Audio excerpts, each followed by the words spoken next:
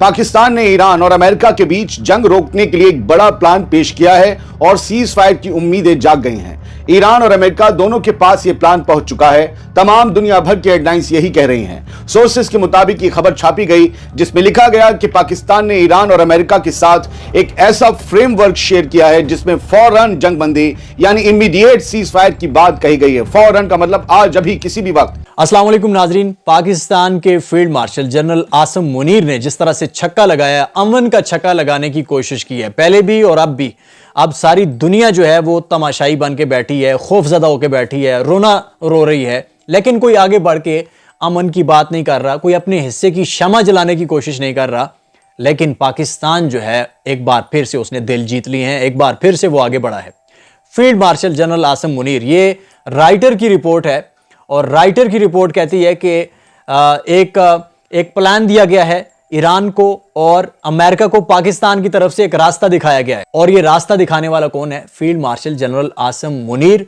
रात भर जो है वो अमेरिका के जो आला शख्सियात हैं उनके साथ और ईरान के जो वजीर खारजा हैं राकची, अब्बास राकची, उनके साथ सारी रात जो है वो अमन की शमा जलाते रहे। पहले तो आप जरा ये क्लिप सुनिए। ये इंडियन जर्नलिस्ट हैं आदिल आज़ाद, और बड़ी आज़ादी के वाकई में ये आज़ाद है, वरना तो लोगों के मुंह में, इंडिया के जो लोग हैं वहाँ कई ऐसे अहबाब हैं, ऐसे जर्नलिस्ट हैं जिनकी हलक में जो है वो फंस जाता है पाकिस्तान का लफ्ज़। तो इन्होंने बड़ी दलेरी के साथ अप्रिशिएट किया है पाकिस्तान को और पाकिस्तान की जो काविश है, जो पाकिस्तान ने एक अमन का छक्का लगाने की कोशिश की है।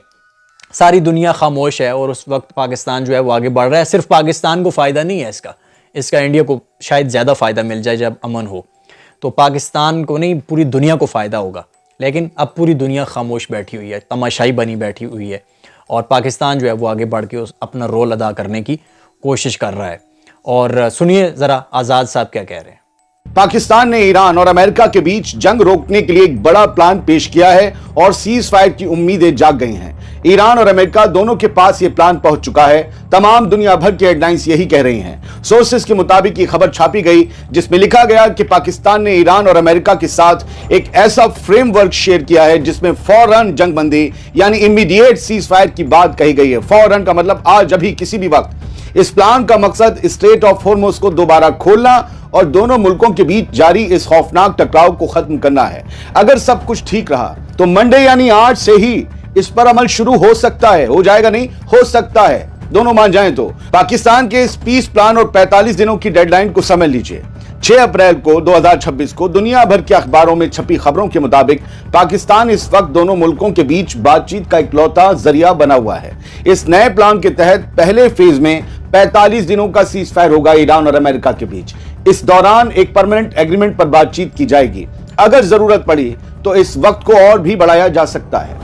इस समझौते का सबसे अहम हिस्सा स्ट्रेट ऑफ हॉर्मुज़ को पूरी तरह खोलना और ईरान के यूरेनियम जखीरे यानी यूरेनियम स्टॉकपाइल के मसले को हल करना है।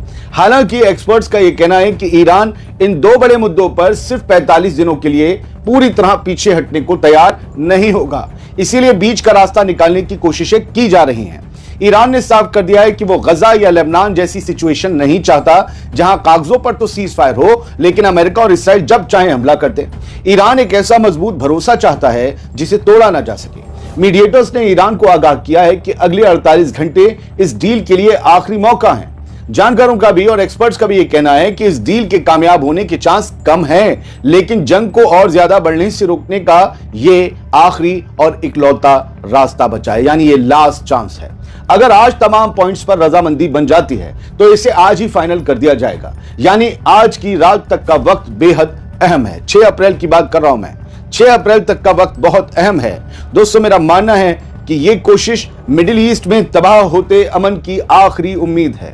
ट्रंप की मंडे वाली डेडलाइन और ईरान के सख्त रुख के बीच 45 दिनों का सीज फायर एक बड़ी राहत दे सकता है। अब देखना यह है कि क्या अमेरिका और ईरान इस लास्ट चांस को अपनाएंगे या फिर मंगल का सूरज किसी और तबाही का मंजर लेकर उगे। सिर्फ आदिल खान आज़ाद नहीं है, बल्कि ये कुछ और मजीद क्लिप हैं। इंडियन मीडिया किस तरह से पाकिस्तान के किरदार की बात कर रहा है, किस तरह से मोदी को जो है वो उसकी असलियत दिखा रहा है और दिखा रहा है कि तुम्हारे दलाल कहने से कुछ भी नहीं होगा, तुम पीछे रह गए हो और तुम चुप करके बैठे हुए हो और इंसानों को मरता हुआ देख रहे हो खामोशी के साथ। लेकिन पाकिस्तान जो है वो एक कोशिश कर रहा है, काबिश कर रहा है। तो इस हवाले से ज़रा सुने इंडिया के लोग पाकिस्तान की किस तरह से तारीफ कर रहे हैं। पाकिस्तान जो है, जैसे आप बता रही हैं, एक मीडिएटर के तौर पे फिर से आ गया है सामने, क्योंकि पाकिस्तान जो है उसकी क्रेडिबिलिटी बन गई है।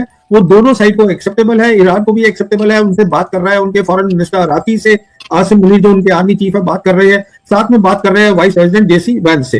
तो कोशिश ये हो रही है कि सीज फायर जो है हो सके जल्दी से जल्दी और उसको परमानेंट पीस में बनाया जाए, बिकॉज ईरान का ये कहना है कि हमें परमानेंट पीस चाहिए। तो ये सबसे इंपॉर्टेंट बात है जो मैं आपको बताने वाला हूं कि सीज फायर के लिए दो ऐसी चीजें हैं जिसके लिए ईरान बिल्कुल कॉम्प्रोमाइज नहीं करेगा। वो तभी मानेगा सीज फायर के लिए अगर वो दो चीजें होंगी, और उसके ऊपर चीन और रशिया उसके साथ खड़े हैं। पहली चीज ये है, हरमोज में कोई बातचीत नहीं होगी। ईरान बहुत क्लियर है कि हम स्टेट ऑफ हरमोज में बात नहीं करेंगे। और दूसरी उनका ये होगा कि अगर सीज फायर होता है तो इजराइल भी सीज फायर में आ जाए। हिंदुस्तान ने तो कहा कि दलाल, हम दलाल नहीं है। एस जयशंकर ने कहा ये दलाली कर रहा है पाकिस्तान। हालांकि जब यूक्रेन वॉर हुई थी तब ये कहा जा रहा था कि पापा ने वॉर रुकवा दी, तो तब इस तरह के शब्दों का इस्तेमाल नहीं किया गया था। पाकिस्तान इतना इंपॉर्टेंट सडनली कैसे हो गया है? सऊदी अरब से उसके ताल्लुकात है, अमेरिका से जाहिर सी बात है जो उसके टाइज है वो किससे छिपे नहीं है। फिर वो ईरान के साथ भी बातचीत कर रहा है। So sometime you fail to understand कि ये चारों तरफ से कैसे और why Iran Pakistan has become so important. क्या इसलिए कि जहां ज्योग्राफिकली वो इम्पोर्टेंट है, इसलिए क्या वो न्यूक्लियर पावर है, इसलिए क्या फिर उसकी जो आर्मी है वो बहुत मजबूत है, जाहिर सी बात है दुनिया से छिपा नहीं है, या इसलिए या और भी कुछ आप इसके रीजंस देखते हैं? देखिए, ये वही रीजंस हैं। पहला रीजन उसकी ज्योग्राफी है, दूसरा रीजन प्रोमिनेंट मुस्लिम कंट्री है, न्यूक्लियर वेपन्स हैं, और सबसे इंपॉर्टेंट रीजन क्या है कि अमेरिका ने ये तय किया था ऑपरेशन सिंदूर के बाद, जो यूएस कांग्रेस रिपोर्ट में भी लिखा हुआ है कि हिंदुस्तान और पाकिस्तान के बीच में जो 4 दिन की जंग हुई थी, पाकिस्तान ने बेहतर किया था हिंदुस्तान से। ये यूएस कांग्रेस रिपोर्ट में लिखा है, मैं नहीं कह रहा हूं। तो उसके बेसिस के ऊपर फिर जो तीनों बड़ी ताकतें थी दुनिया की, जो मैंने आपको बताया, उनके साथ इनके रिश्ते बेहतर हो गए। आज पाकिस्तान ही इकलौता कंट्री है जिसके तीनों बड़ी ताकतों के साथ रिश्ते अच्छे हैं। और पाकिस्तान की एक खासियत जो है वो बहुत सीधी सी है। पाकिस्तान जो है, जब उसको पता होता है जब मेरा काम है तो किससे मुझे काम कैसे निकलवाना है, they are good networkers also, जो एक नेगेटिव चीज नहीं है, एक पॉजिटिव चीज है। और लास्ट बात मैं आपको पाकिस्तान के बारे में बोलना चाहूंगा, हमारे एनालिस्ट कुछ भी कह लें, अगर हिंदुस्तान को तरक्की करनी है तो उसको पाकिस्तान के साथ रिश्ते नॉर्मल और अच्छे करने चाहिए। ये है जो भी ये बात बोलेगा आज के दौर में, तो प्रवीण जी वो तो एंटी नेशनल करार दे दिया जाएगा। नहीं, देखिए, मैंने जियोपॉलिटिक्स पढ़ी है, मैंने मिलिट्री पावर पढ़ी है, तो मैं ये न्यू वर्ल्ड ऑर्डर पढ़ रहा हूँ।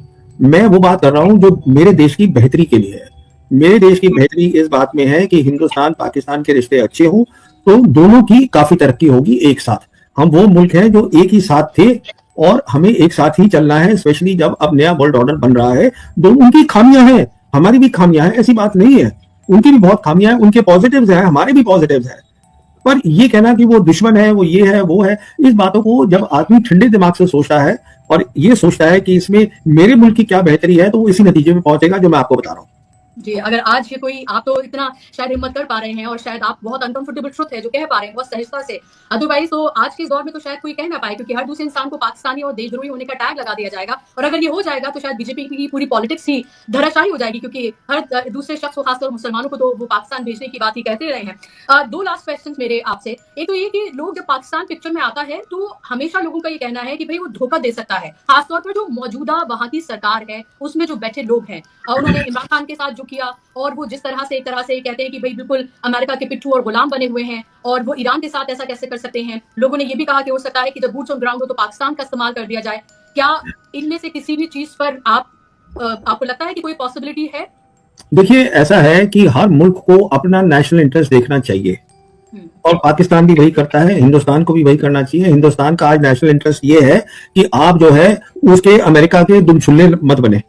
ये इंटरेस्ट है अमेरिका का। आज दुनिया बदल गई है, उसको आप छोड़े, और यहाँ नजदीक में देखिए रशिया और चाइना के साथ आपके कैसे रिश्ते और बेहतर हो सकते हैं, नॉर्मल चाइना के साथ हो सकते हैं। तो जब आप अपना नेशनल इंटरेस्ट देखते हैं, पहली बात। दूसरी बात क्या होती है कि हर मुल्क देखता है कि अगर मैं दूसरे से बातचीत करूं तो क्या मुझे भी फायदा हो रहा है।